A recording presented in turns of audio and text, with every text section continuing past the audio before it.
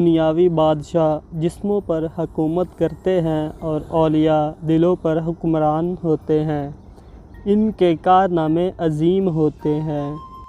قرآن پاک میں ہے کہ بری چیز برے کے لیے ہے، اچھی چیز اچھے کے لیے۔ خبیثوں کو انبیاء کی باتیں اچھی نہیں لگتی ہیں کیونکہ وہ وحی کا عطر ان کے دماغ کے موقف نہیں تھا۔ نیک نامی ایک ایسی شے ہے جو نہ مرنے والا ہے۔ اس بندے کے نصیب میں بدبختی ہے جو اپنے پیچھے اپنے برے اعمال کو چھوڑ جاتا ہے۔ ایسے بندے کی موت سے جان نہیں چھوٹے گی جو اپنے پیچھے ایسے کام چھوڑ جائے جن سے گناہوں میں اضافہ ہوتا رہے۔ میری ایک بات اپنے ذہن میں رکھو کہ روح کے سمندر میں خود تیرنے کی کوشش فضول ہے اور بیکار ہے۔ روح کے سمندر میں نوح والی کشتی کی ضرورت ہے۔ وہ بندہ بخیل ہے جو دعا میں آوازاری نہیں کرتا۔ اے اللہ، ہمارا مانگنا بھی تیری مہربانی کی وجہ سے ہے، کیونکہ تیری رحمت نہ ہو ہم رجوع ہی نہیں کر سکتے۔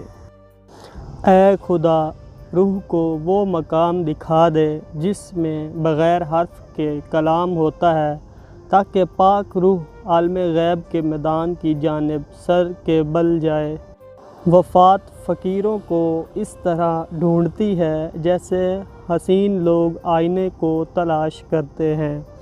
خوبصورت لوگوں کا چہرہ آئینے سے حسین بنتا ہے اور احسان کا چہرہ فقیر کے وجود سے۔ دنیا میں بہت سے انسان ہیں جو اللہ کی عبادت کرتے ہیں کہ ان کو ثواب ملے گا، تو ایسی عبادت چھپی ہوئی گناہ گاری ہوتی ہے۔ اچھی سوچ سوچو گے تو تمہیں راحت و سکون نصیب ہوگا اور برے خیال سے تم تباہی کا سبب بنو گے۔ بلی جس گھر میں بچے پیدا کر دے تو سمجھ جاؤ کہ اس گھر میں بہت جلدی رزق اور فراوانی ہوگی اور کبھی رزق تنگ نہیں ہوگا۔ اے انسان، تو پانے کی تلاش میں سستی مت کر، کوشش کرتا رہے۔ وہ وقت آ جائے گا کہ تو دیکھ لے گا کہ بہار تیرے دامن میں آ چکی ہے۔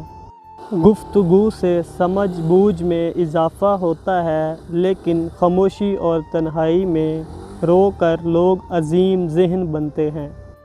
اگر تم اللہ سے رابطہ نہیں کر سکتے ہو تو کسی اللہ والے سے رابطہ کر اور اس کا دامن تھام لے، کیونکہ ولی اللہ کے ہاتھ کو اللہ کی دستگیر حاصل ہے۔